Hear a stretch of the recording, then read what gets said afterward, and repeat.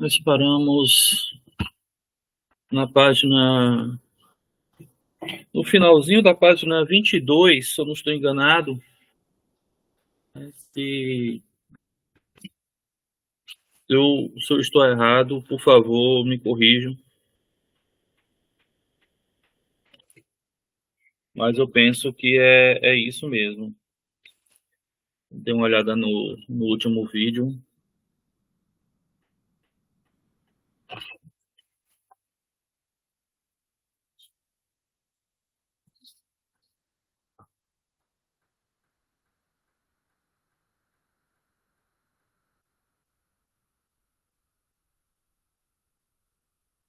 Vamos lá então, né, pessoal? Boa noite, a gente está começando mais uma reunião. Essa já é o 10º encontro da leitura do livro Aceleração e Transformação das Estruturas Temporais na Modernidade, do crítico social Hartmut Rosa. E vamos continuar aqui na página 22, logo no segundo parágrafo.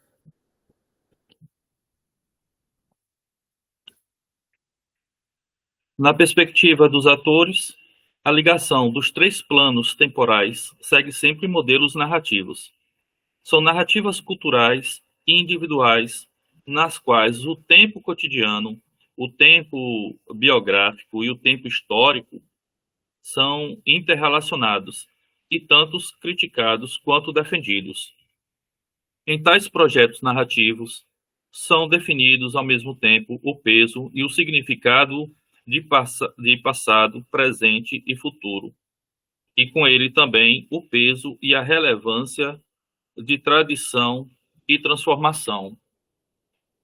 Cada momento presente aparece como fundamentado em um passado e direcionado a um futuro, através do relacionar narrativo de cotidiano, história de vida e do mundo. As formas de mudança e inércia culturais e institucionais são legitimadas e, conforme o caso, contestadas através do que o equilíbrio entre forças dinâmicas e estabilizadoras entre momento e inércia transforma-se historicamente.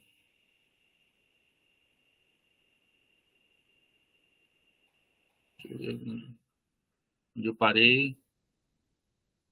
Já me perdi aqui.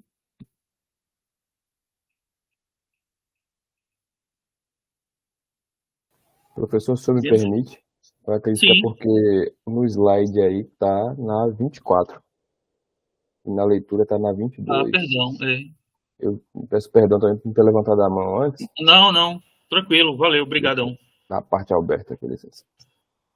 Tal qual filósofos como Charles Taylor e Alasdair MacIntyre enfatizaram recentemente a ligação entre passado, presente e futuro em cada história da vida se consuma diante do pano de fundo da moldura histórica, de uma comunidade cultural ou de uma história universal. Nota 33, ver MacIntyre e Taylor. E para mais detalhes, Rosa, essa correlação entre biografia e história fica evidente, por exemplo, quando entrevistados da antiga RDA contam sua história de vida com um pano de fundo da dupla transição de regimes. Através disso, fica claro que a ligação entre passado, presente e futuro, após a mudança drástica de 89, acontece e tem que acontecer de uma outra forma diferente da anterior.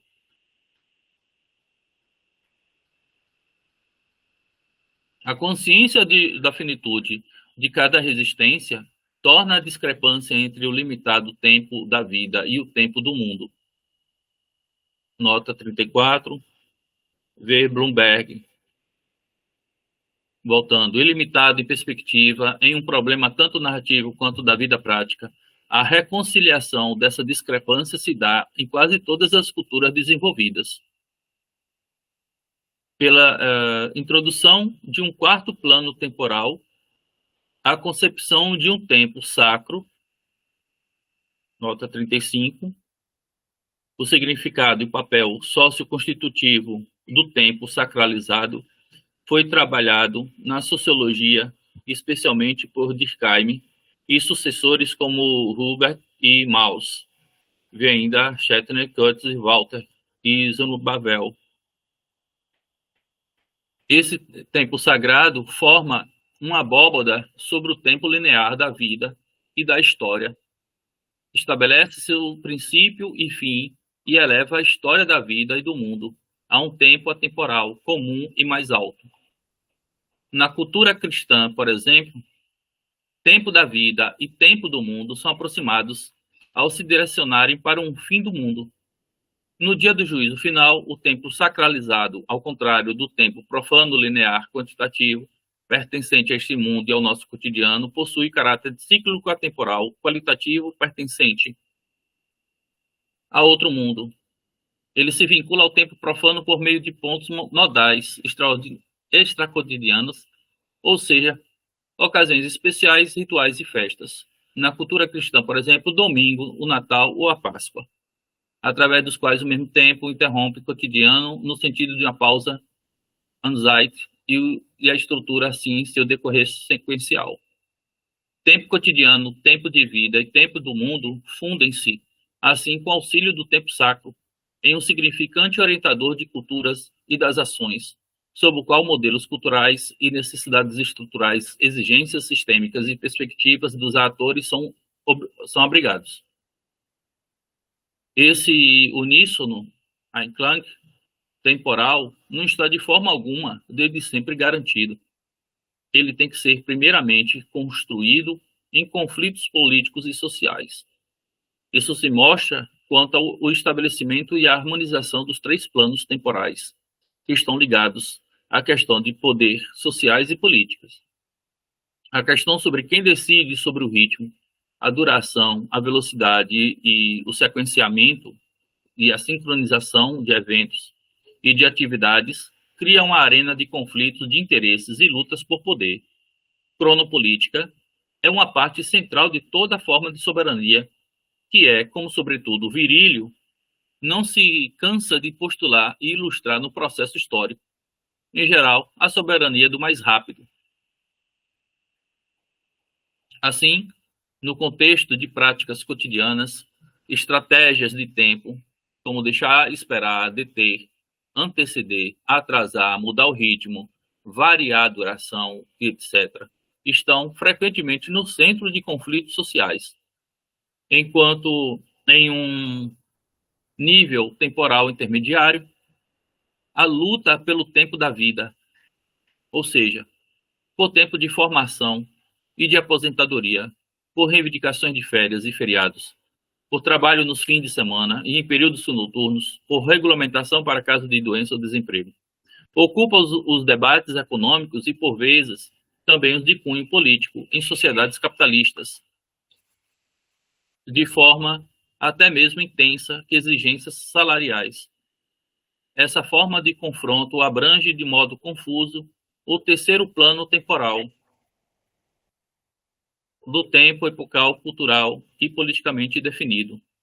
Como é fácil reconhecer na disputa por domingos e feriados, que historicamente se consuma como luta de poder entre igreja e capital, e assim entre tempo sacro e tempo profano. Não é por acaso que revoluções políticas se manifestam constantemente através de mudanças no calendário.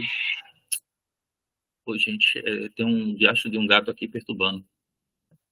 Como mostra claramente a história do esclarecimento do calendário gregoriano, e que novos governantes tentam assegurar seu posto não raro pela introdução de um novo calendário, tal como no Novo Tempo, no calendário revolucionário de 1793, ou nos esforços de Stalin por uma reforma do calendário.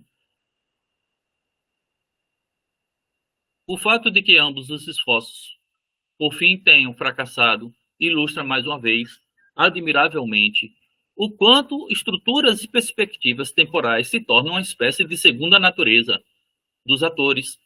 Os calendários reformados pareciam antinaturais, embora se esforçassem ao menos no caso do calendário revolucionário, explicitamente para se aproximar da natureza.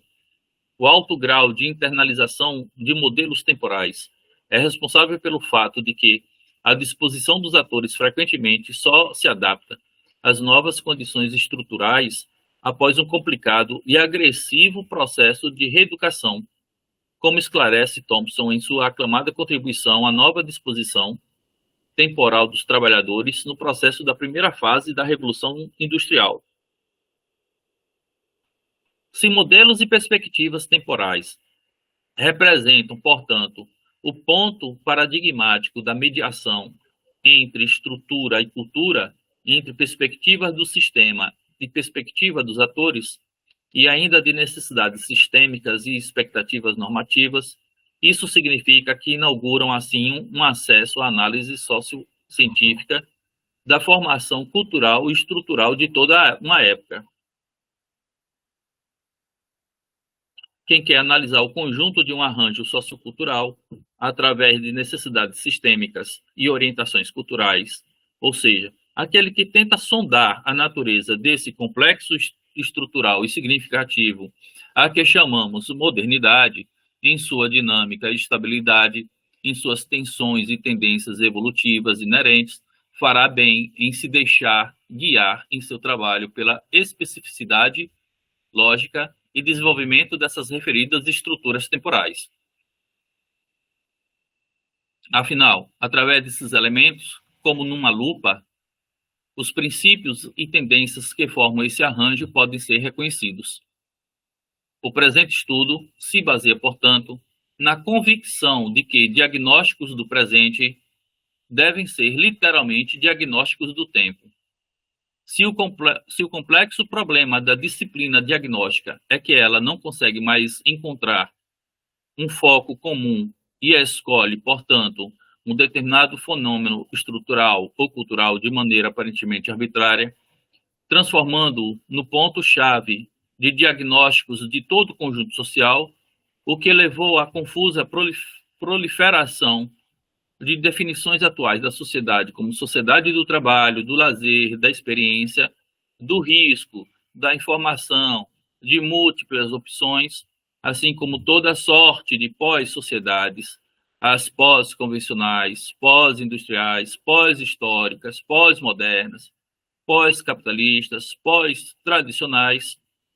Então, o duplo diagnóstico do tempo aponta uma saída para esse dilema.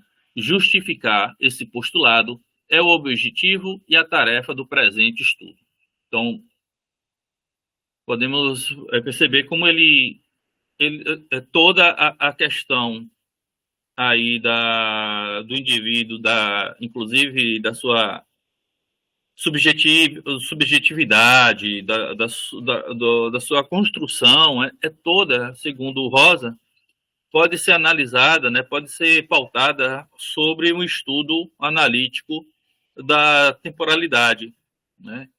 E que o estudo dessa temporalidade, ela também denota uma bifurcação, que aí a gente vai estudar mais adiante, logo nos dois diagnósticos do tempo do presente, sobre o enrijecimento, né, do tempo,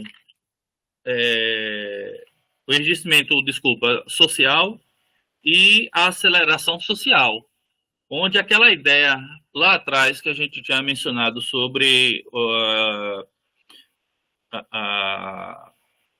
aquela prisão, né, de aço que o Rosa vai tirar do Weber, né, e a aceleração, ele vai ser os dois diagnósticos desse estudo, né? São os dois pontos importantes para os estudos dessa teoria do Rosa, né? De que a sociedade ela pode ser analisada a partir dessas estruturas temporais, né? Tudo pode ser analisado a partir desses diagnósticos do tempo, né? Dessas formas de compreensão da sociedade no mundo capitalista, industrial, né? Pode ser verificado a partir dos seus movimentos temporais, dos seus modos também de sofrimento, que ele vai apontar também. E aí, nessa questão da aceleração, é importante mencionar que ele vai absorver muito de um historiador chamado Reinhard Koselleck. Ele escreveu sobre a historicidade, ele escreveu um livro sobre os conceitos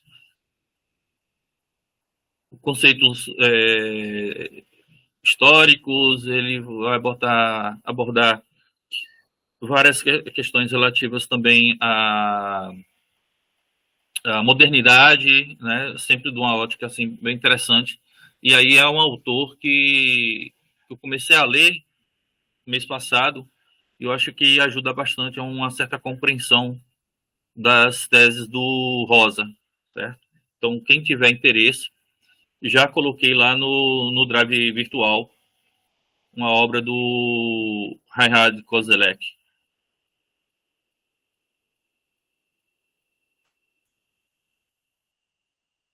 Alguém quer falar alguma coisa? Eu só queria me ouvir bem aí. Oi?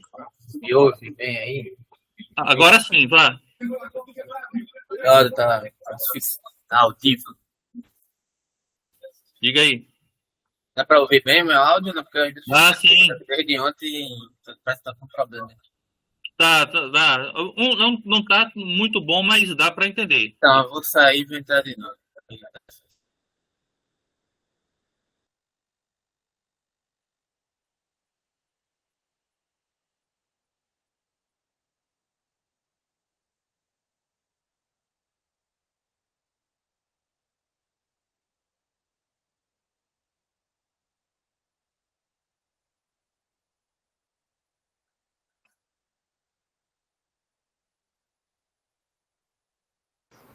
E agora, melhorou?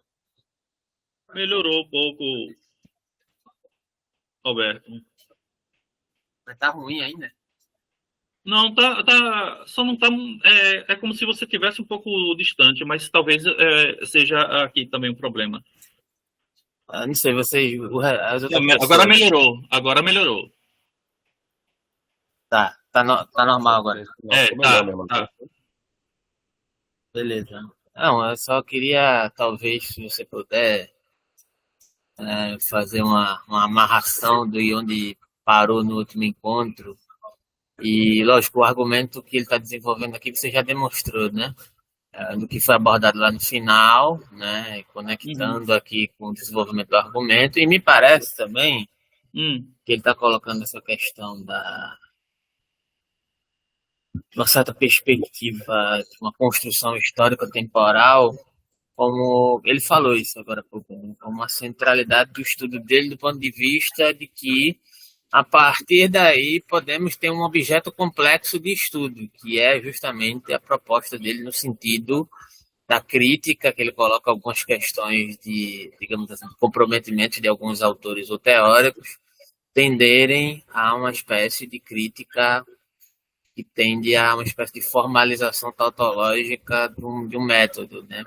E aí me parece que a sugestão dele, de forma abrangente, é essa perspectiva de uma historicização, que Heidegger chamaria, na verdade, de historial, porque, na verdade, na perspectiva heideggeriana, é uma análise, né, da doente e do desdobramento do ser doente, quando ele faz uma comparação sobre essa perspectiva historial dentro de um certo desenvolvimento, né, das logias, né, centradas numa certa estratificação de logos que se produz dentro desse historial, né? E esse historial se aproxima, eu acho, de alguma forma disso que o Rosa está tentando analisar, né? Que não é uma simples historicidade, é uma espécie de fundamentação e a produção de uma determinada tradição, né? Porque me parece que quando o Rosa está implicado nessa questão da aceleração, é que a aceleração engendra-se como um certo tipo de tradição dentro de um contexto contemporâneo.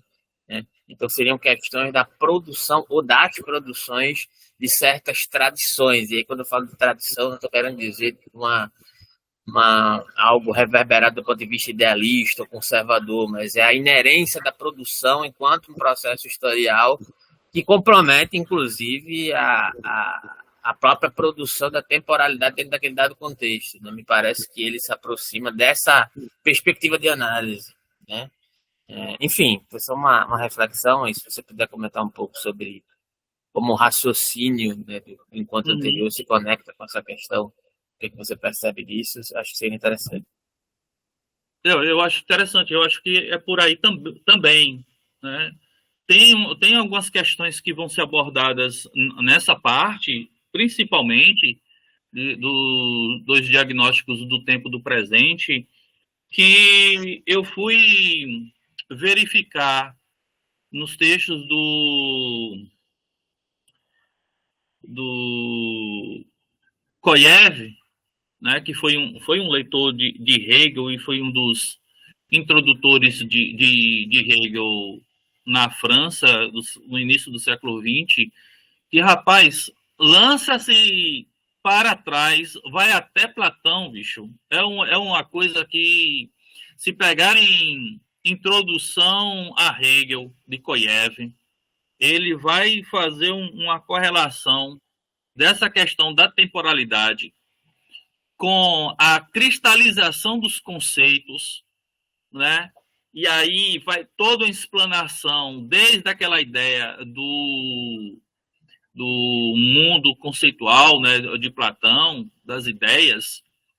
Bicho, tem toda uma corrente que está por trás disso que eu não estava pensando, né?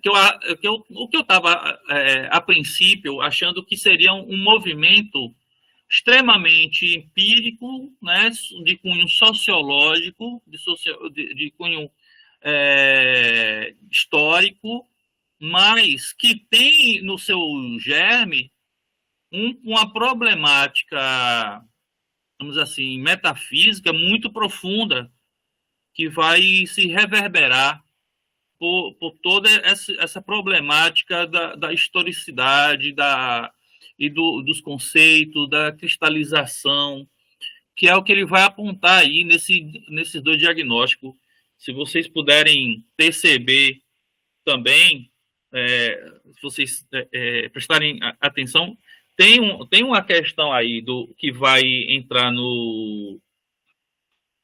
de uma pós-história, né, que é uma ideia de que a história ela se desvela, e ela encontra-se em um tipo de processo incerto, né, de que energias utópicas elas se esgotaram, e por isso um aprofundamento do tédio que vai estar ligado com aquela ideia do fim da história de Fukuyama, né, que nos anos 90 o Fukuyama escreve um livro da história, e ele vai dizer que a história termina, né, com o fim do muro, né, do muro soviético.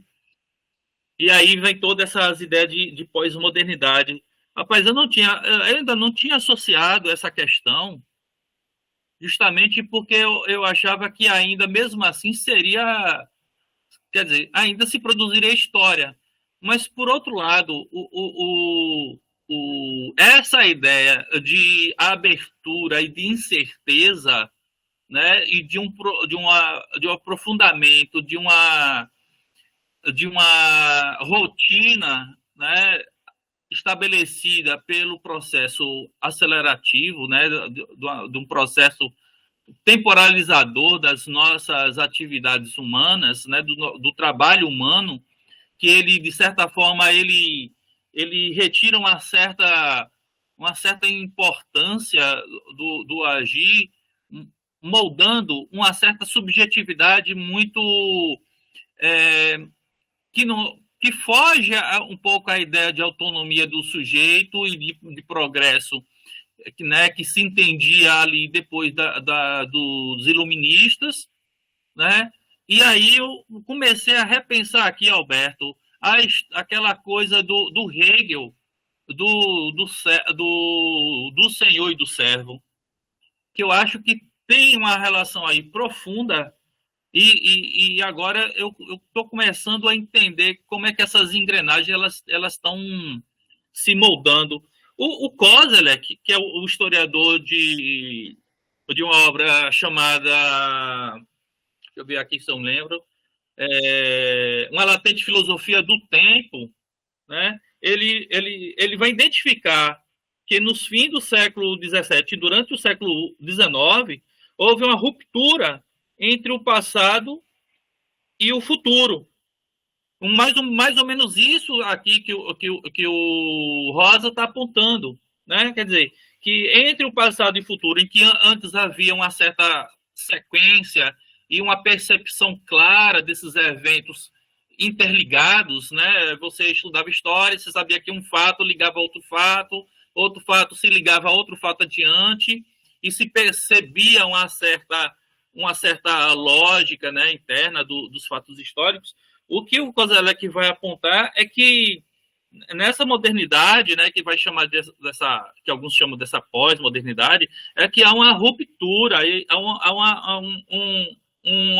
abre-se uma vala, né, abre-se um abismo muito grande entre entre esse passado e futuro, né, de modo que os fatos que surgem entre essas pontes temporais já não podem ser explicados, né? Há uma certa desconectividade entre esses fatos, porque os eventos que vão se seguindo, fundamentalmente, né,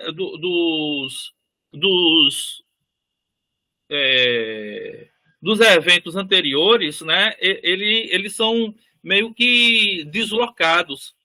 Sendo assim, né, e aí ele continua, a modernidade se apresenta como uma temporalidade na qual suas experiências e expectativas se transformam numa velocidade acima da capacidade de cristalizar. Ou seja, o ser humano, ele parece que vive em um espaço-tempo, vamos assim dizer, tão estreito, tão apertado, que aquilo que ele viveu e as expectativas do que ele quer viver, né? E aí apontando aquelas coisas que ele está falando lá atrás sobre os nossos projetos de vida, de casar, de se aposentar, né? Essas expectativas, elas não estão lançadas mais na frente, elas estão lançadas se confundindo com agora. Então há uma clivagem aí, uma clivagem temporal aí que afeta o sujeito profundamente, né? E é esse ponto que eu acho que vai ser interessante de agora em diante, de tentarmos compreender, né, como vai se dando essas relações, essas ligações entre tantas questões que a gente vai perceber, né, nas informações que o Rosa vai passando e apontando esses autores, principalmente o Koselleck, Heidegger também, né? É interessante. Lembrando, inclusive, que há um texto de um autor, que depois eu passo para vocês, que ele realmente vai dizer que o Koleyev, né, que é um dos introdutores do Hegel na França, ele vai dar uma leitura de Hegel meio a lá heideggeriana.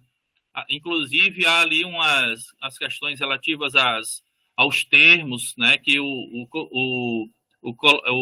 Koyev vai criando, que se assemelha muito à forma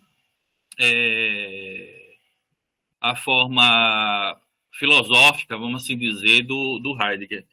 Enfim, eu acho que são muitas questões, né, que vai dar para a gente ir absorvendo aos poucos, né? Mas eu posso dizer que é uma quantidade de informação muito grande e mas que é bacana, é gostoso de ficar experimentando, porque são leituras até não fica restrita somente à sociologia ou à filosofia, mas uma série de outras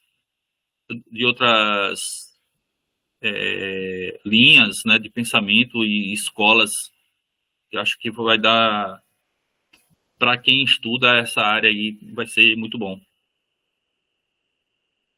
Alguém quer falar alguma coisa? Eu só vou complementar assim, muito rapidamente, porque eu acho que terminou você indo na direção do que eu estava querendo dizer, porque essas concepções, né, que eu mencionei agora há pouco, além do Heidegger mencionar isso durante toda a obra dele, ele menciona especificamente num livretozinho pequeno e até bastante compreensível para quem não tem muito costume com Heidegger, apesar de que talvez eu esteja olhando com o meu olhar, né? No sentido de que eu já compreendo alguns termos, mas assim, eu acho assim muito palatável, no qual o Heidegger está analisando o Hegel do ponto de vista da identidade e diferença e acerca da questão do pensamento e da historicidade, né? De como ele se diferencia, como é que ele se utiliza, né? Porque ele faz essa utilização e como ele se diferencia do Hegel. E ele traz questões análogas do ponto de vista da produção, né? De uma autorreferenciação, de uma perspectiva logocêntrica, né? No sentido não que ele coloque o logos como centralidade, mas que dentro da tradição ocidental que ele está analisando, ou daquilo que engendra-se como tradição ocidental, né, se produz ontoteologias, né? E aí ele analisa justamente a questão das logias a partir da centralidade de uma espécie de, digamos assim, concretização desse logos circunscrito numa noção de pensamento historicizado, né, que tem uma perspectiva historial, na verdade. O historial é a evocação da produção dessa historicidade dentro de um dado contexto temporal de pensamento, inclusive. E aí é curioso você trazer esse historiador que faz essa leitura dentro de uma perspectiva heideggeriana do Hegel, porque, assim, como eu já disse, eu acho que eu já disse a você em alguns outros momentos, né? Para mim, o Heidegger é um pensador que está tentando superar o Hegel a todo momento, e mesmo quando ele não fala dele, é sobre Hegel que se trata a construção da filosofia dele, né? Em pretensões de grandeza, digamos assim. Porque eu tenho para mim, sabe, isso é uma opinião pessoal, eu tenho para mim que a intenção dele era superar o Hegel como um grande sistemático, digamos assim. Apesar da sistematicidade não ser muito algo que ele evoque, mas assim, me parece que ele tinha essa pretensão. Mas é muito interessante esse livretozinho, que o Heidegger ele traz algumas questões muito pontuais, assim, sobre, olha, uma faixa do Hegel aqui, né, ele pega a questão, ele faz uma interpretação, inclusive, por exemplo, aquela questão lá da certeza sensível, que a gente tratou lá naquela live, né, na introdução sobre a questão do reconhecimento, que sim, você tem toda a razão, está comprometido aqui com a dialética do seu e do servo aqui. Só que eu não vou falar sobre isso aqui agora, no contexto do que você abordou, senão eu vou passar meia hora falando e não volta pro texto. Mas, enfim, tem total relação aqui. A percepção tá muito assentada aí. Mas ele fala justamente, só falando brevemente sobre a questão da certeza sensível, né? Ele fala que a questão dessa busca primeva de um certo surgimento do pensamento, de um certo início, nunca é o início. Na verdade, sempre é uma espécie de rememoração, né, do que já está rondando, de alguma forma, uma certa continuidade de uma temporalidade que permanece enquanto resquício. Né? É uma espécie de espectrologia da continuidade histórica, por mais que, de alguma forma, haja uma transição e haja esse tempo fragmentado que você acabou de mencionar, que é uma temporalidade, que é uma característica epocal, historial, que se historiciza, né? Mas ainda há certos resquícios de um suposto passado que, na verdade, quando se fala de passado, se está falando sempre de um início contínuo, de uma produção contínua, né? Tanto daquilo que se compreende como subjetivação, né? Como produção de conhecimentos e logias, né? Logias em sentido amplo, né? E centralidades digamos assim, estabelecidas por uma perspectiva logocêntrica no contexto ocidental, né, ainda assim há um resquício que permanece e retorna. Então, nesse sentido, há uma espécie de impossibilidade da clivagem entre presente, passado e futuro, né? E dentro do que o Rosa me parece colocar, há uma excessividade de uma espécie de tragar dessa espécie de junção que ocorre de uma maneira um pouco inadequada, que impossibilita uma certa vivência circunscrita dentro de uma lógica de uma criatividade que talvez não se permita compreender a dinamicidade dentro de uma lógica mais saudável, né, da implicação dessas impossibilidades temporais, né, e meio que internaliza esse processo, mas de alguma forma se distancia de um dissolver desse processo e meio que se torna impassível dentro de uma possibilidade de vida mais ampla, né? Então ela fica circunscrita nessa fragmentação e não consegue sair dela a partir do princípio da aceleração que é característica desse contexto. Né? Então, enfim, é isso. Sim, a gente tinha até conversado, né, sobre isso, a questão da importância da memória, né? A gente conversou nos encontros anteriores e tudo, a gente discutiu bastante isso. Rapaz, eu confesso que há bons argumentos dos dois lados, porque agora que eu estou avançando mais e procurando certos detalhes da obra desses autores, eu acho que há bons argumentos, tanto quanto a esse que você menciona, quanto aos argumentos desse autor, né? E eu acho que é isso que é interessante, né? É isso que denota uma certa abertura, né, para a compreensão de uma nova perspectiva, né, de mundo. Eu acho que é por aí mesmo, né, desses contrários, né, desses posicionamentos. Alguém mais quer comentar algo? Então vamos continuar. Então, começando, 2 diagnósticos do tempo do presente. O sentimento de que cada época está, por assim dizer, fora dos eixos, de forma que o olhar crítico do observador constata, quase inexoravelmente, os sintomas de um tempo de crise em sua própria época, com certeza não é recente. Ele é, na verdade, constitutivo em todas as tentativas de definição de posição e de época na história cultural. No entanto, como nova experiência no horizonte da modernidade, surge, como descreveu detalhadamente Reinhard Kozlek em vários de seus trabalhos, a sensação é até mesmo a convicção explícita de que seria o próprio tempo que estaria fora dos eixos, de que o persistente tempo de crise é o resultado de uma crise do tempo.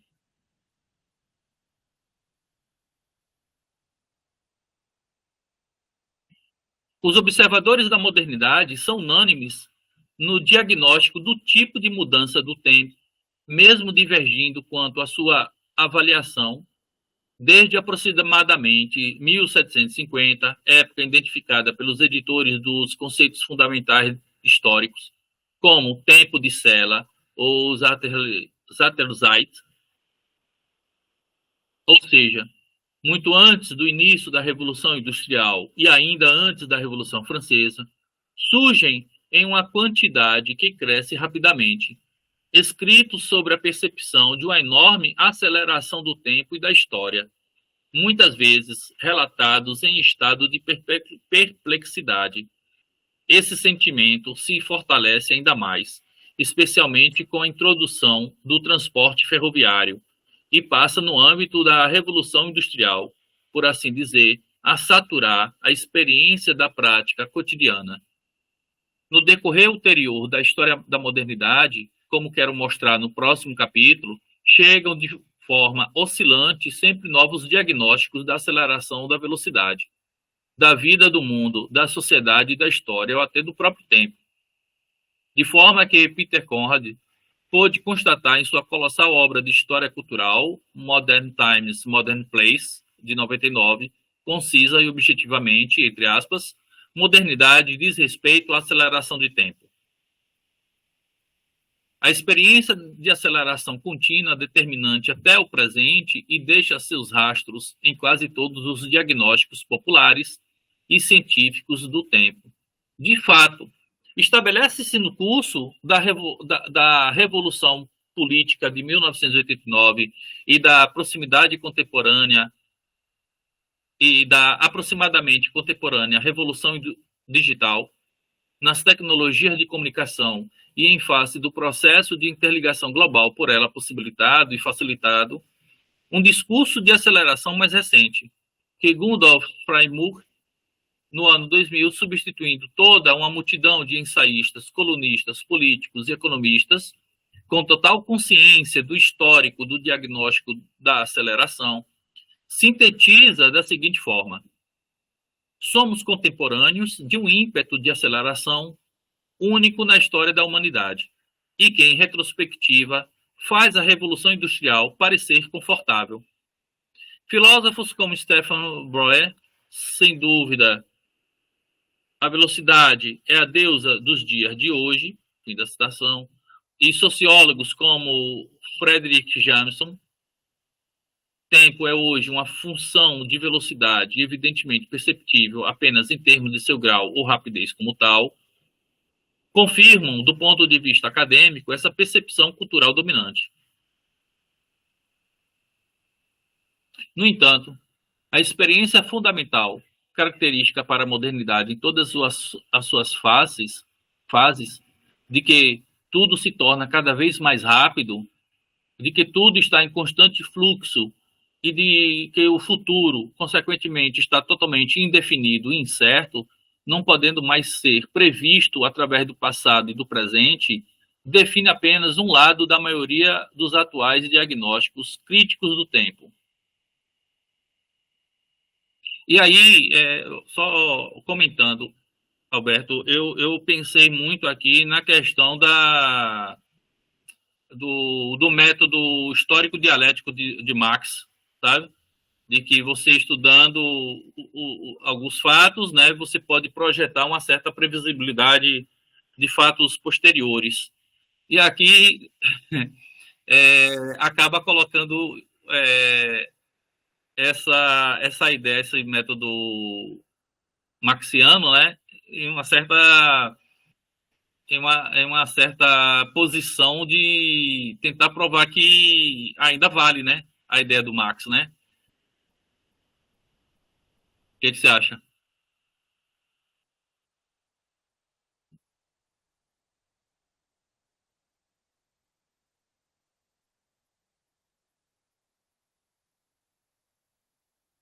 Continuando. Uma segunda autoobservação social, diametralmente oposta, se desenvolveu paralelamente, de forma paradoxal. Apenas na fase avançada da modernidade, ainda que já tivesse sido formulada por Koyev e Weber, e que estivesse desde o princípio presente como, por assim dizer, subtexto dos novos tempos. Essa análise se fortalece por volta do fim do século XX, ganha espaço e parece vir de encontro à realidade da experiência da maioria dos conterrâneos. Fala-se de uma experiência de cristalização da formação cultural e estrutural da própria época, de sua percepção como um invólucro de aço. Aqui o termo novamente aparece, né? o termo weberiano, né?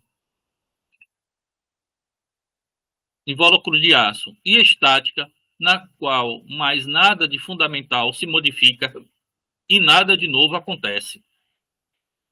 Nesse olhar sobre a sociedade contemporânea, a época atual se destaca exatamente pelo findar de todo o movimento.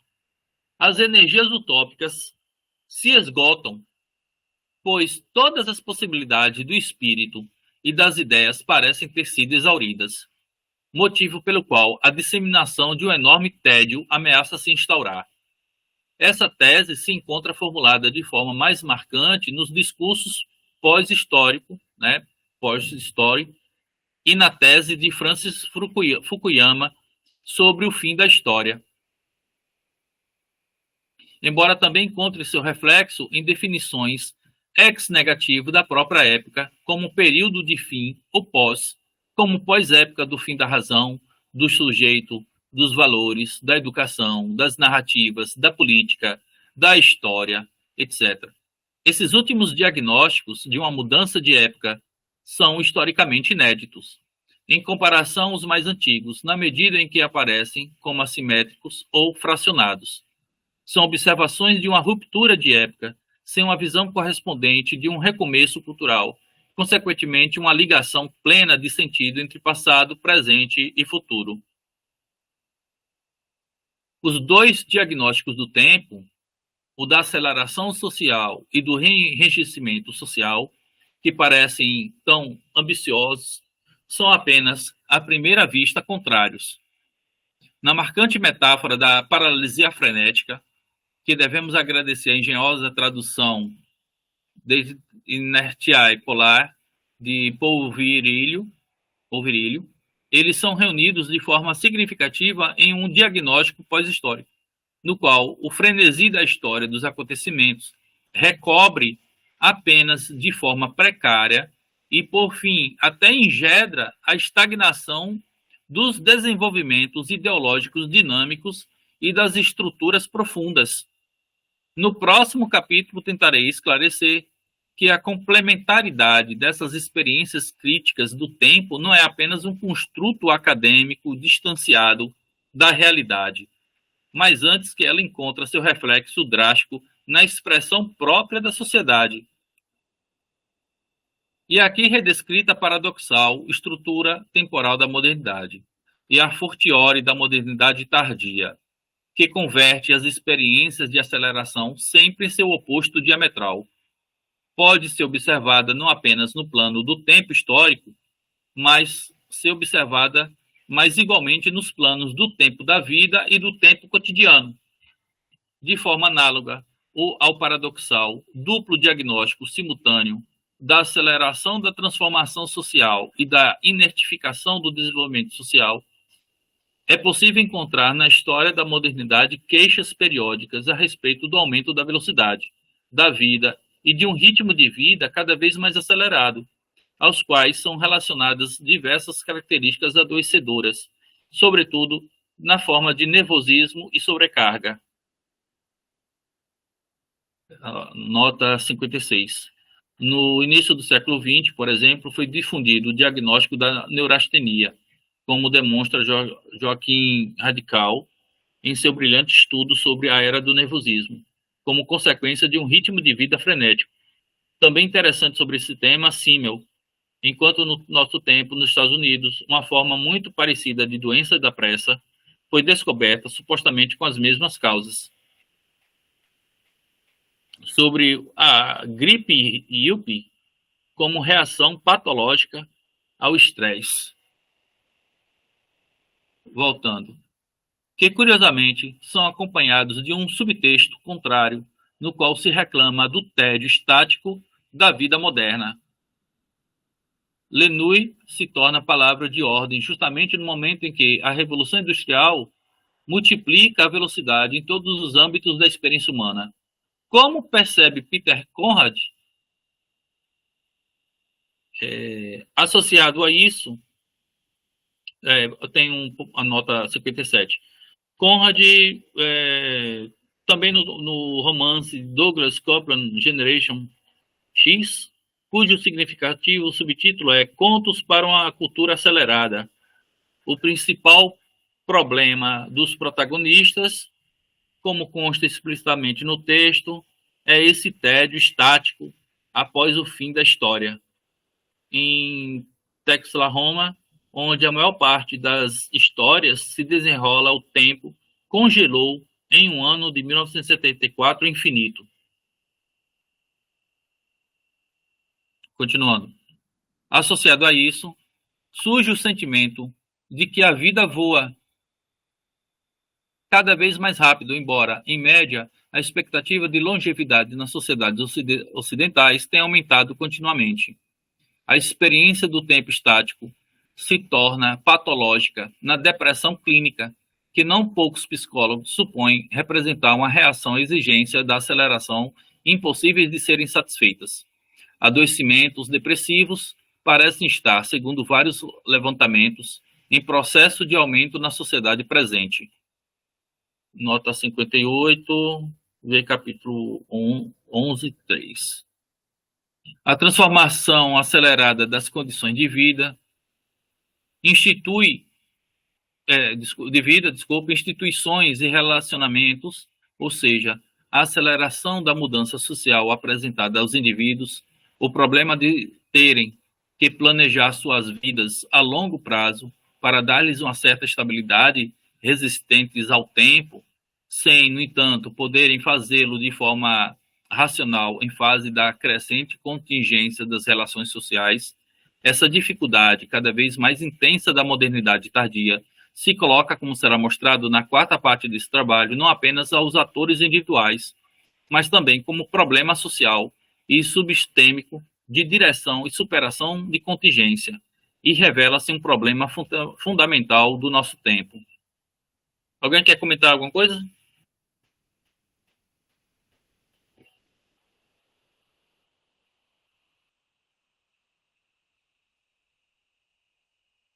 Alguém quer falar alguma coisa? Então, continuando. E eu vou parar na próxima página para quem quiser falar alguma coisa, comentar, e a gente conclui. A transformação acelerada das condições de vida, instituições e relacionamentos, ou seja, a aceleração da mudança social apresentada aos indivíduos, o problema de terem que planejar suas vidas a longo prazo para dar-lhes uma certa estabilidade resistente ao tempo, sem, no entanto, poderem fazê-lo de forma racional em face de crescimento e contingência das relações sociais, essa dificuldade, cada vez mais intensa na modernidade tardia, se coloca, como será mostrado. Acho que já falei essa parte. Como todos sabem, por experiência própria, o tempo se apresenta, enfim, na perspectiva cotidiana de sociedades modernas, de modo fundamentalmente paradoxal, uma vez que em todas as práticas cotidianas é economizado numa proporção crescente através da refinada implantação do planejamento organizacional e da técnica moderna, sem, entretanto, perder seu caráter de escassez. Pelo contrário, quanto mais tempo economizando, menos temos, diz a instigante sabedoria popular em Momo, de Michel Ende. Nota 59. O belo título do livro, Em Busca do Tempo Ganho, expressa com exatidão esse paradoxo. O quão próxima está a crescente percepção do tempo acelerado, também no nível das experiências cotidianas, de um estado de imobilidade paralisante, talvez possa explicar as seguintes linhas de Michel Coe, com as quais Stefan Linder introduz seu livro. Entre aspas, adeus, Senhor, me perdoe, não tenho tempo. Eu voltarei, não posso esperar. Não tenho tempo. Tempo que terminar essa carta. Não tenho tempo. Adoraria ajudá-lo, mas não tenho tempo. Não posso aceitar que não tenho tempo. Não posso pensar, não posso ler, estou sobrecarregado, não tenho tempo. Gostaria de rezar, mas não tenho tempo. Fim da nota. Apesar de um alto volume quantitativo de tempo livre, no sentido de recursos temporais disponíveis que não têm que ser gastos com a execução de atividades produtivas ou reprodutivas importantes, cientistas sociais diagnosticam a sociedade contemporânea desde o influente estudo de Stefan Linder, a atormentada classe ociosa, como passando por uma carência de tempo aguda que se manifesta nos 3 níveis temporais. Nota de Linder postula um axioma segundo a qual existe, por motivos da alocação racional de tempo, uma aceleração literalmente necessária e inversamente proporcional entre a abundância de tempo e a abundância de bens, de forma que o processo de modernização se torna, inevitavelmente, um processo de transformação de sociedades com excesso de tempo em sociedades carentes de tempo.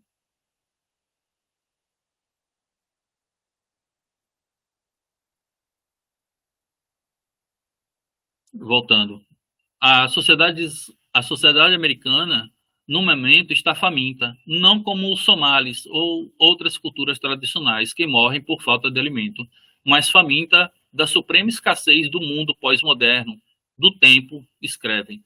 Orientados estritamente de forma empírica, os pesquisadores do uso do tempo, John P. Robson e Geoffrey Goodby, e acrescentam: estar faminto por tempo não resulta na morte, mas sim, como os antigos filósofos atenienses observaram, em nunca começar a viver.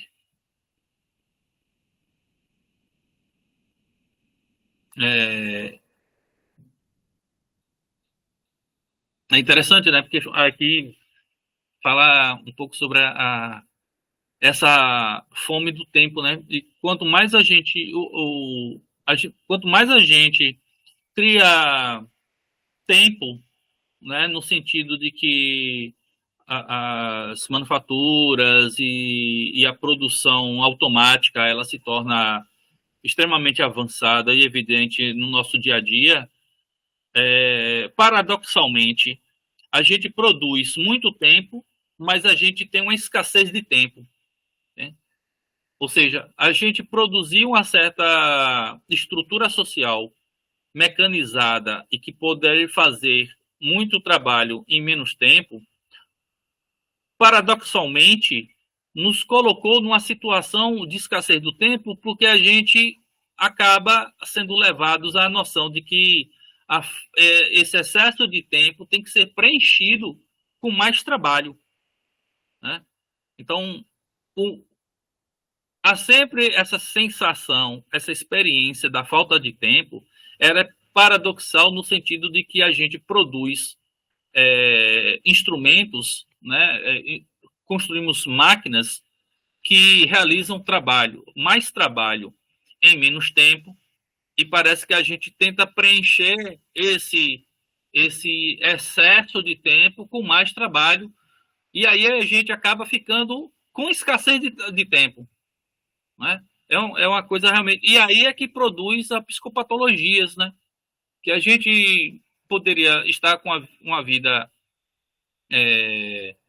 mais ociosa, né? Com mais tempo para produzir, né? E quando eu falo aqui produzir, eu falo manifestações artísticas, né?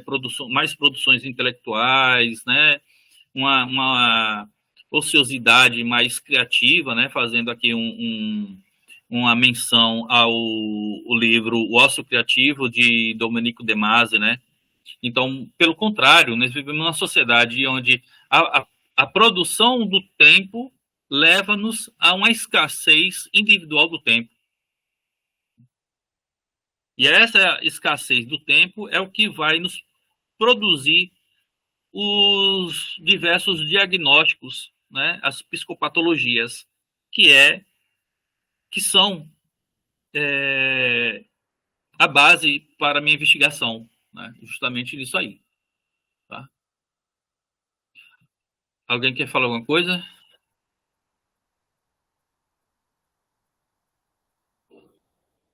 Alguém quer comentar alguma coisa, gente? Não, tá tranquilo, professor.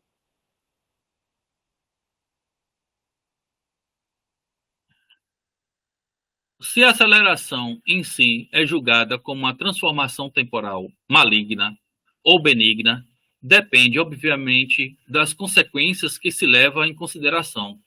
Da perspectiva de finitude do tempo de vida humana, pressupõe-se que a aceleração de processos orientados a um propósito, como a produção de bens ou condições, a suplementação de distâncias para transporte ou transmissão de informações, será percebida fundamentalmente como desejável. No entanto, um perigo evidente nesse caso consiste na possível desincronização de processos. sistemas e perspectivas em razão da aceleração unilateral. A aceleração de um único setor da sociedade é socialmente aceitável apenas quando aumentos de velocidade correspondentes são traduzidos sem atrito entre os limiares estruturais e culturais. Nota 62. Pode-se ilustrar o problema de transposição e de sincronização induzido pela aceleração através de exemplos simples. Geralmente, quase todo cidadão deseja, como cliente, na estação, no café, no médico, no auxílio telefônico, ser atendido o mais rápido possível. E, por outro lado, ter o máximo de tempo e o mínimo de estresse no trabalho. Ou seja, como prestador de serviço, essa ideia de que tudo deve andar o mais rápido possível para que eu tenha mais tempo é, num nível coletivo, claramente contraditória. É justamente essa contradição, né, que ele está começando aqui a desenvolver. Ora, se a gente criou máquinas e condições de nos dar mais tempo, por que então a gente preenche ou tem um certo impulso de preencher com mais trabalho, que nos leva à escassez do tempo? Não é uma perda de tempo, é uma escassez no tempo, porque trata justamente com o sujeito, né? O sujeito dentro dessa formação subjetiva de que tem que estar preenchido com mais trabalho. Não pode haver um ócio, não pode haver uma utilização do tempo mais criativa. Ela tem que ser preenchida com mais trabalho. E aí a escassez do tempo é justamente porque não é a perda de tempo, nós estamos ganhando tempo. Quanto mais criamos máquinas para produzir mais em menos tempo, a gente tem mais tempo, né? A partir nessa perspectiva. Só que o que acontece é uma escassez de tempo como sua contraparte, né? E a gente cria essa condição adoecida de esgotamento social, desculpa, que justamente a gente está nessa contradição, nessa existência paradoxal, né? Entre o produzir mais tempo e a escassez de tempo, né? Entre o enrijecimento social e a aceleração como diagnósticos desse tipo de sociedade a qual a gente nos constitui. Então, é uma problemática, porque aí vai dar a vazão para um tipo de esgotamento e de adoecimento psíquico, né? Nunca antes visto na história, né? Nunca antes visto na história. Nós estamos adoecendo muito mais, principalmente no aspecto psíquico, do que há anos atrás, em que a gente tinha que trabalhar muito mais vezes, a gente utilizar, a gente literalmente utilizava a nossa força física, né, para trabalhar, para sobreviver, né? É extremamente paradoxal isso, e é isso que demarca esse tipo de sociedade da aceleração, né?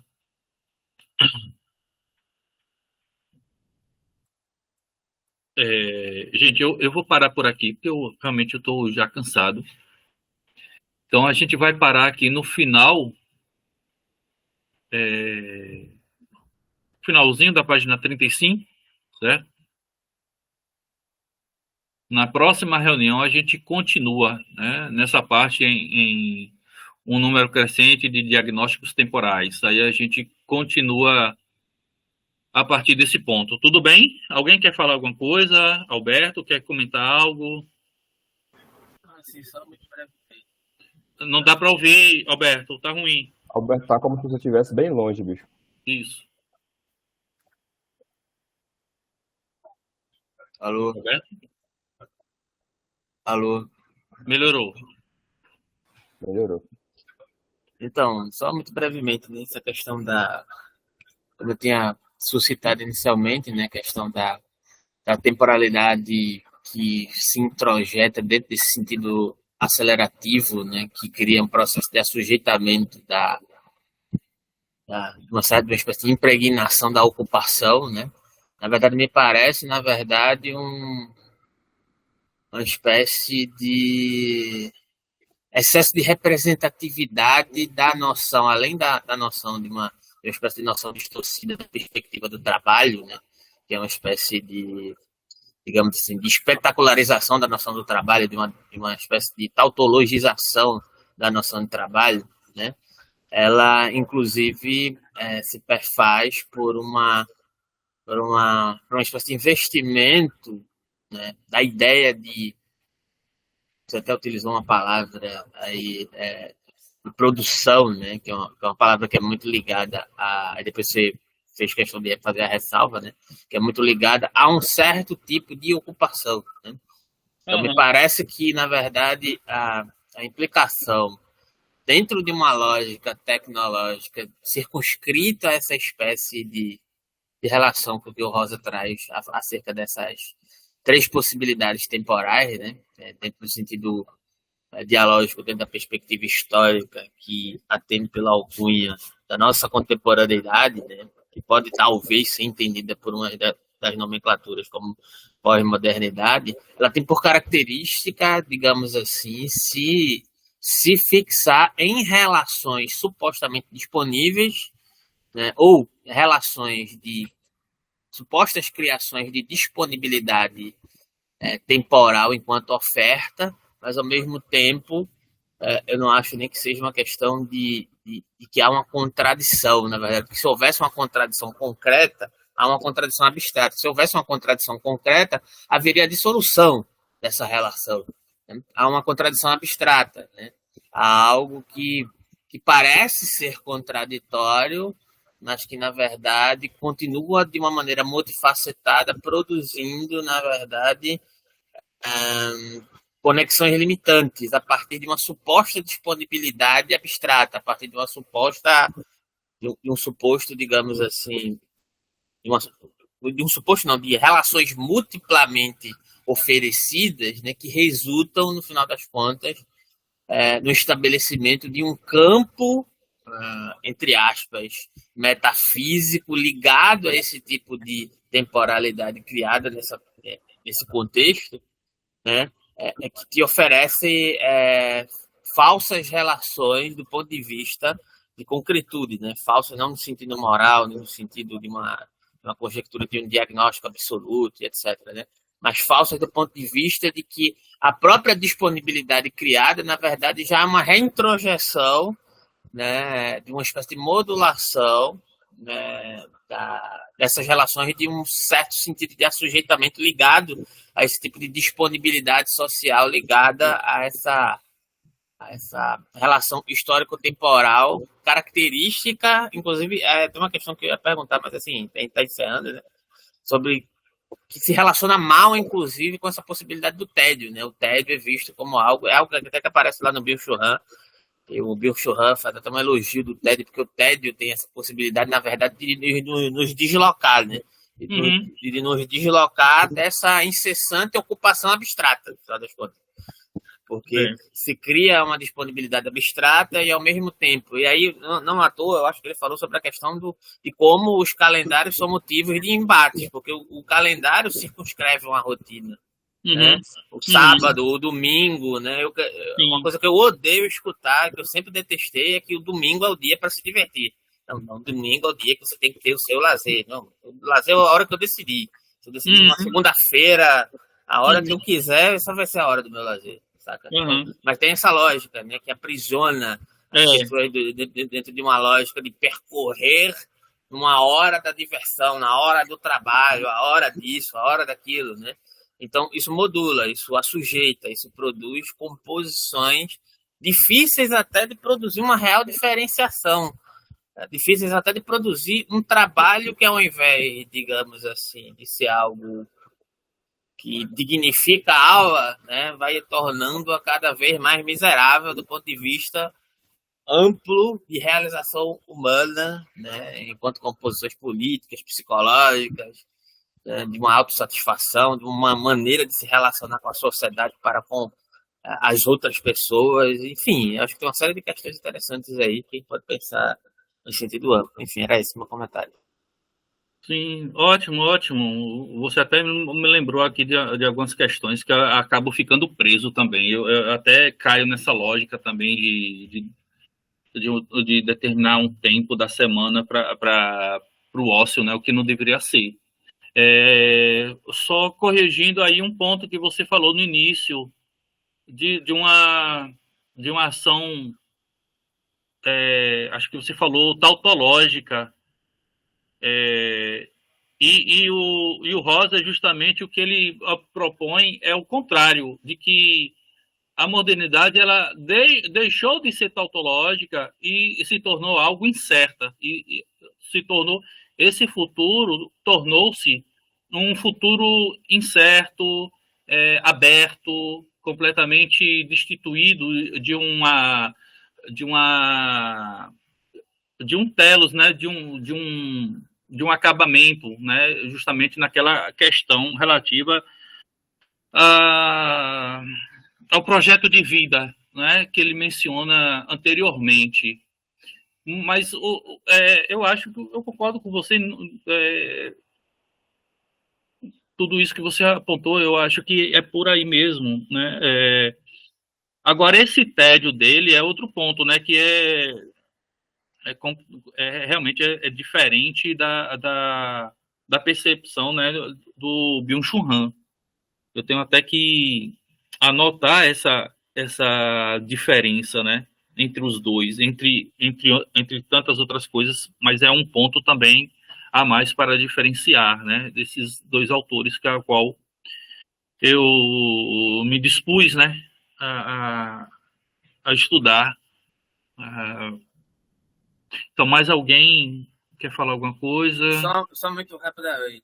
Aham. Quando eu mencionei a questão tautológica, é que para mim, né, a questão da tautologia é uma produção de uma espécie de,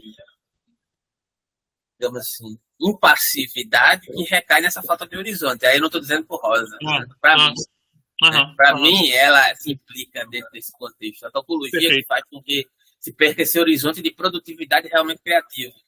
E aí a questão do tédio, eu não sei, por isso que eu perguntei a você, porque para o Bill Churran, o tédio é o momento da saída da unilateralidade, né? Para ele, para mim não ficou claro, me parece que tem um caráter negativo. Mas aí pode ser um aspecto de uma linha de raciocínio que ele está desenvolvendo aqui, né? Sim. Não que essencialize o tédio enquanto tal, né? Não, eu concordo contigo, não é. Mas eu acho que é um ponto, né, que difere para o Bicho Rão, o tédio abre margem para uma abertura, né, criativa, enquanto para o Rosa, o tédio é justamente um sintoma, né, desse período que a gente vive na modernidade. Alguém mais quer falar alguma coisa? Só tenho eu mesmo, não tem esse monte de alguém mais, né? Fico pensando como isso traz, essa aceleração doentia traz hoje aquela ideia para a sociedade também de que a gente, para ir em tal lugar ou encontrar tal pessoa, a gente tem aquela ideia de que eu vou ganhar o que com isso, né? Porque não tem mais prazer no ócio produtivo, só tem vantagem, só aquela ideia de vantagem econômica enquanto o ócio for ou enquanto o processo produtivo for para trabalho, for para alguma coisa assim. Às vezes minha filha fica aqui, eu fico observando outros amigos, né, parentes e tudo mais, que quando o filho está entediado, aí dá hiperestimulação, né, da tela, dá alguma coisa, quer fazer feliz e alegre o tempo todo. E ninguém é alegre o tempo todo, né? Aí quando a minha tá aqui entediada, que ela tá aqui chorando, eu digo, tem que aprender a lidar com o tédio, faz parte da vida. Eu lidava, ficava lá de cara pra cima, deitado na areia, lá no interior, no sertão. Mas é realmente bem doentio. Eu não vou entrar não vou entrar na profundidade filosófica do que o Alberto tem capacidade de falar. Mas essa coisa de essa relação de vantagem doentia mesmo, de que só vou se ganhar alguma coisa ou é melhor não ir, eu vejo como resultado dessa loucura aí. Cada vez que o senhor Uhum. falava, enquanto o senhor lia, eu ia pensando nessa loucura. Mas era É, somente né? isso, é só esse meu comentário mesmo. E muitíssimo obrigado, professor, pela aula de hoje, pela disposição. Alberto, obrigado também pelos comentários incríveis que são mind-blowing, né? Expansionistas da minha cabeça aqui. E é isso. Estou por aqui, professor. Enquanto o Alberto vai falar de novo, né? Eu estou aqui escutando. Não, acho que essas reflexões que você diz que são mais simples, elas são as mais profundas. É, Você falou sobre essa questão do hiperestímulo, né? É uma coisa que eu aprendia bastante na minha filha, inclusive, porque é o costume das pessoas ao redor, né? O que é que eu vou fazer? Não tenho nada para fazer. Vai sentir, vai pensar, vai Se pensar, observar. ficou em segundo plano, né? Ninguém quer mais, só quer ser feliz, Exato. quer é, aproveitar. Quer Esquece que o estar tédio ocupado, também exato, quer estar ocupado com algo fora de si. Isso é um problemaço, né? é muito legal. O tédio é prazeroso, né? Se a gente se a gente tiver, Aham. não aquele que os epicuristas falam de ausência de preocupação, que eu acho que é muito difícil um estágio desse, né? Mas quando aqueles minutinhos de tédio ali, velho, a galera tá se perdendo, né? Tá deixando de ter esses momentos aí. Todo mundo quer alguma coisa toda hora, alguma vantagem, alguma felicidade, aproveitar, e, cara, que merda tá virando, né? Mas é isso. Eu já falei pra vocês, eu sou de uma indústria de papel e celulose, né? Agora, quando a galera for falar de produção e produtividade, eu tenho diversas críticas agora para fazer o processo produtivo. Obrigado, rapaz, professor. Obrigado, Alberto. cuidado, viu? Cuidado para não perder o emprego. Não, professor, pode deixar. Professor, Rapaz, obrigado, Alberto. Obrigado. valeu. Rapaz, eu acabei de pensar aqui na duplicidade significativa do tédio, porque, exato, o que vocês mencionaram aí é perfeito. Olha, veja, o tédio ele pode ser essa abertura, né? Abertura para o pensar, para de repente ter insights, para criar, né? É, e o tédio na vista daquela situação ocupacional, né, de Uhum. produtividade,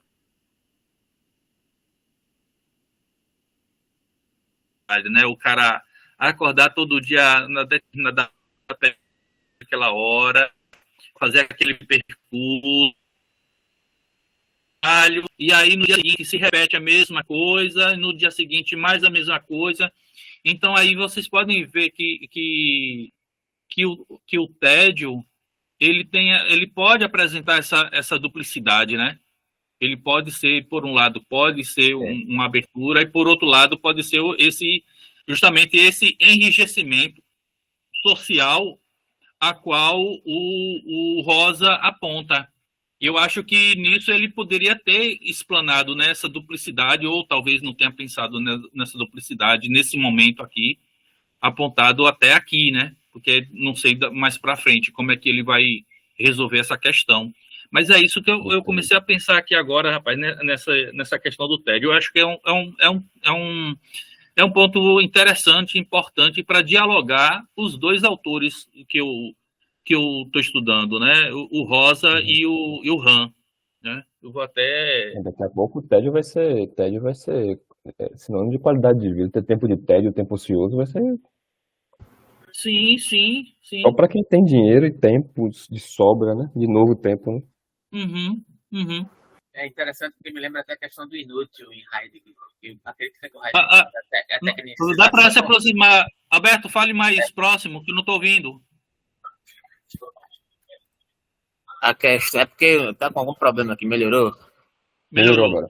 Então, me lembra a questão do inútil em Heidegger, porque há o excesso de tecnicização também. E não só, né? A questão do inútil em Heidegger vai se desdobrar em uma série de questões, o que é uma influência para o Han. E eu percebo que tem pontos de diálogo com Heidegger aqui nesse texto, inclusive. Mas quando o Heidegger se pergunta pelo ser, né? E aí eu poderia dar uma série de exemplos, mas assim, vou dar um exemplo assim bem pueril, né, para exemplificar essa questão do inútil, né? Eu só posso saber o que algo é quando esse algo perde a sua funcionalidade. Ou seja, eu só consigo. Tá me ouvindo aí? Tô ouvindo. Alô? Então, eu acho que Ficou cortou aí pra cortando. você, né? Ficou cortando. Foi. Marzo, tá me ouvindo? Tô ouvindo, Alberto. Aqui tá perfeito, professor, aqui tá perfeito. Então, eu estava falando sobre a questão da busca do ser, né? Que não é um ser estanque, mas é Sim, mas um ser móvel, né? E aí a questão da modulação da pergunta pelo ser em Heidegger, ela é justamente o desfazer-se dessa funcionalidade, né? Por exemplo, vou dar um exemplo pueril aqui, né? Só posso me perguntar pelo ser do relógio quando ele quebra, porque ele perde a sua função, né? Então é Porra. justamente então é justamente essa questão, né, da constante ocupação com atribuições, né? Inclusive pelo que nós somos e pelo que nós atribuímos as funções das pessoas nas nossas vidas, né? Então, eu só posso me perguntar pelo ser de algo quando eu vou me despir, à medida que eu vou me despindo dessas funcionalidades, Alberto? entendeu? Sim. Não, nossa, foi mind blowing pra caralho isso aí. Professor Nelson, tá ouvindo a gente? Eu acho que a internet dele tá com problema. Também acho. Oi. Eu vi agora essa Onde última você tá? parte. Eu só não ouvi no começo. Eu só não ouvi o começozinho da sua explanação, Alberto.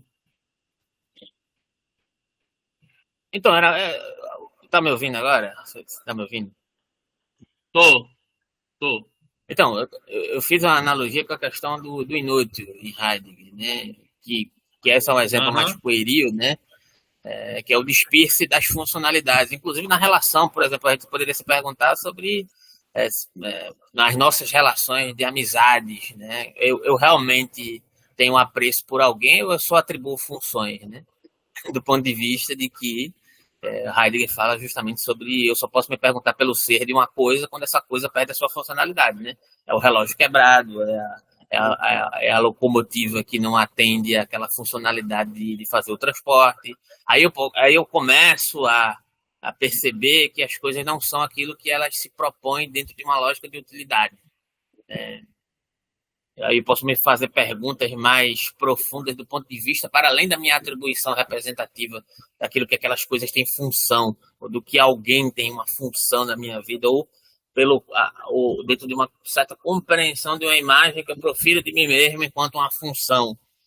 Então, acho que se relaciona com isso, com a questão do tédio e do inútil em Heidegger, que vai para questões amplas, inclusive a reflexão do Heidegger vai ser mediada, inclusive numa fase mais madura, pela perspectiva da poesia, né? Porque ele percebe que o embate dele contra a metafísica ocidental, né, não foi suficientemente robusta a tal ponto de se livrar da própria metafísica. Né? Então, nesse sentido, ele tenta transitar para a questão da poesia como possibilidade de fuga e de solução dessas funcionalidades, né, digamos assim.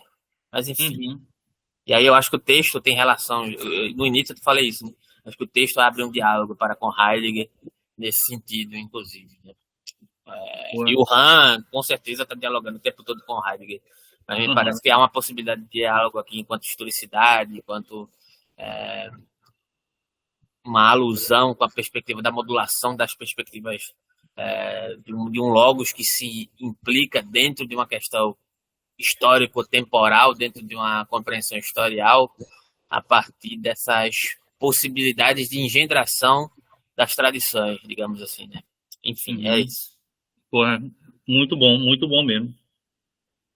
Muito bom. Acho que abre possibilidade de interpretação bem interessante sobre esse ponto que Rosa descreve, né?